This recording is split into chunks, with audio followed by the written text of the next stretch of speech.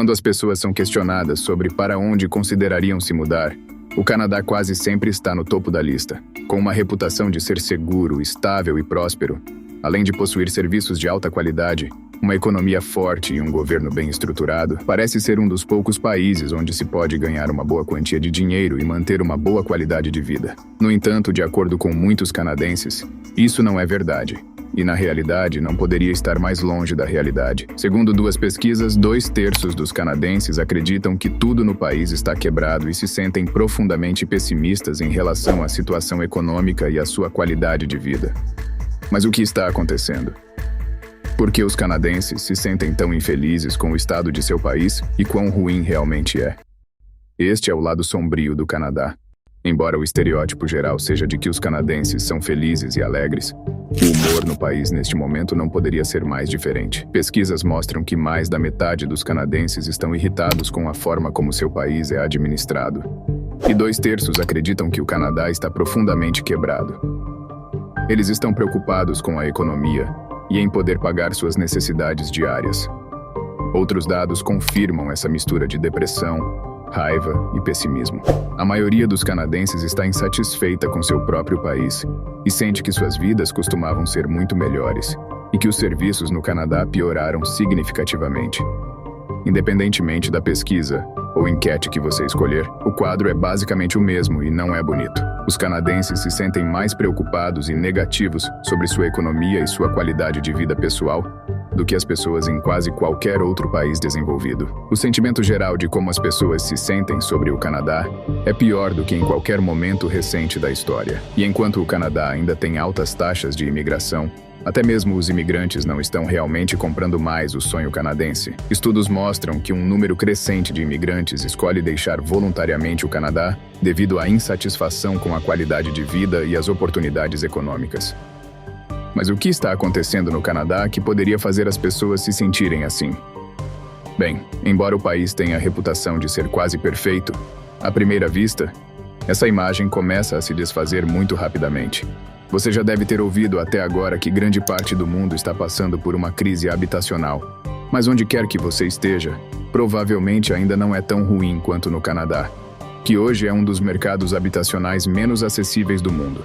Nos últimos 10 anos, o valor de uma casa canadense média mais que dobrou, com os preços dos aluguéis crescendo em uma taxa semelhante, o que torna extremamente difícil pagar por uma propriedade alugada e quase impossível comprar uma casa. Em Toronto, o residente médio gasta 120% de sua renda com aluguel. E se você quiser comprar uma propriedade em Vancouver, precisa estar ganhando pelo menos $250 mil para se qualificar para um financiamento. Em outras palavras, comprar uma propriedade no Canadá agora é uma possibilidade apenas para pessoas com renda excepcionalmente alta. E mesmo assim, elas lutam para pagar os pagamentos incrivelmente altos do financiamento. É por isso que o Canadá tem a maior dívida doméstica de todos os países do G7, e por que sua situação foi descrita como a maior bolha imobiliária de todos os tempos. Mas por que a habitação se tornou tão insanamente inacessível? Bem, há uma forte demanda por moradia, pois o Canadá tem uma população que cresce rapidamente devido ao fato de que aceita 500 mil de imigrantes por ano, e, portanto, simplesmente precisa de mais casas. Mas uma população crescente não teria que ser um problema. O verdadeiro problema é que o Canadá está completamente falhando em construir casas suficientes para abrigar todas essas novas pessoas. Em muitos outros países, as políticas habitacionais são controladas pelos governos municipais locais e eles têm relutado em permitir a construção de mais casas, pois isso depreciaria o preço das propriedades que já existem. Ter menos casas significa que o preço delas continua subindo, o que é ótimo para os proprietários, que também são potenciais eleitores.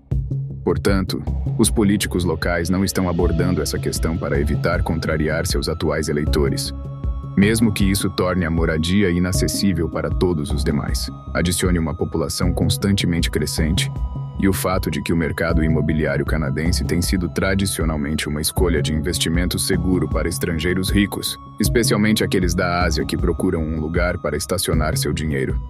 E você tem um pesadelo habitacional, mas não para por aí. Porque a moradia não é de longe a única coisa no Canadá que é extremamente cara. Surpreendentemente, os canadenses pagam mais do que quase qualquer pessoa no mundo por uma série de coisas comuns, como mantimentos, taxas bancárias, tarifas de celular ou viagens aéreas.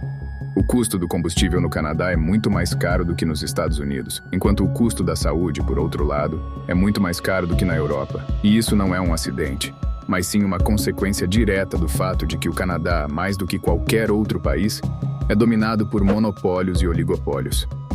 Em outras palavras, a maioria das indústrias canadenses é dominada por apenas uma ou algumas empresas gigantes. E isso não aconteceu por acaso, mas sim como resultado de uma estratégia questionável perseguida por muitos governos canadenses diferentes. No fundo dessa estratégia está o medo de longa data do Canadá de que suas empresas locais sejam atropeladas por sua concorrência maior e mais agressiva dos Estados Unidos. Isso é uma preocupação legítima se você mora ao lado da economia mais competitiva do mundo, mas fez com que o Canadá se tornasse um pouco superprotetor e convencido de que a única maneira de prevenir isso é ajudando as empresas canadenses a se tornarem o maior possível. E então, enquanto os governos na maioria dos países tentam impedir que as empresas se tornem muito grandes, os governos canadenses geralmente tentam ajudá-las a alcançar exatamente isso. E como resultado, a economia do Canadá é composta por apenas um punhado de corporações gigantes com quase zero concorrência. Mas o problema é que os monopólios não são bons para ninguém, exceto para eles mesmos, como muitos estudos mostraram. Como eles não têm concorrência, geralmente tendem a aumentar os preços apenas porque podem, e os consumidores acabam pagando mais por serviços de pior qualidade, enquanto as próprias empresas se tornam menos competitivas nos mercados internacionais, já que têm facilidade em casa. É por isso que você provavelmente não conhece uma única corporação canadense com sucesso global. E essa é uma outra parte do problema. Embora o Canadá seja, em teoria, um país muito rico, ao contrário da maioria das economias desenvolvidas, sua riqueza é baseada principalmente na exportação de commodities, como petróleo, ouro e outros recursos naturais. Mas isso significa que, fora dessas indústrias, não há muitos empregos bem remunerados para trabalhadores de colarinho branco. O tipo de emprego que os trabalhadores de classe média com formação universitária normalmente procurariam. E enquanto o Canadá tecnicamente tem uma escassez de mão de obra, a demanda é principalmente para as posições menos remuneradas e menos qualificadas. O resultado disso é que, mesmo para a classe média, a vida no Canadá é surpreendentemente difícil. E para completar, embora o Canadá tenha uma reputação de ter serviços públicos de alta qualidade e amplamente acessíveis, especialmente quando comparado com os Estados Unidos, isso não é realmente verdade, pelo menos não mais. E provavelmente o melhor exemplo disso é a saúde. Hoje, apenas 30% dos canadenses acreditam que receberiam atendimento médico adequado em caso de uma emergência médica repentina, em comparação com 70% dos americanos que foram questionados sobre a mesma questão. E bem, eles estão certos.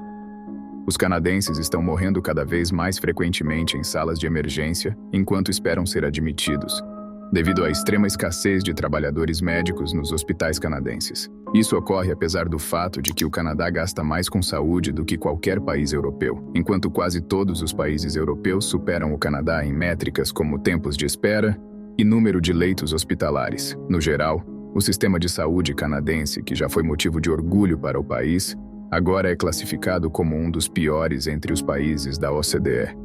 É uma das razões mais comuns pelas quais os canadenses consideram a gestão de seu país completamente quebrada. A linha de fundo é que a imagem idealizada do Canadá como uma utopia moderna está rapidamente se desfazendo ao olhar mais de perto. A satisfação de vida dos canadenses tem diminuído nos últimos 10 anos e, dada a crescente crise habitacional, os custos de vida insuportáveis, a economia monopolizada e os serviços públicos que estão se deteriorando rapidamente, isso não é surpreendente. Infelizmente, a menos que o Canadá comece a abordar urgentemente essas questões, a percepção outrora maravilhosa do país se tornará cada vez mais distante da realidade.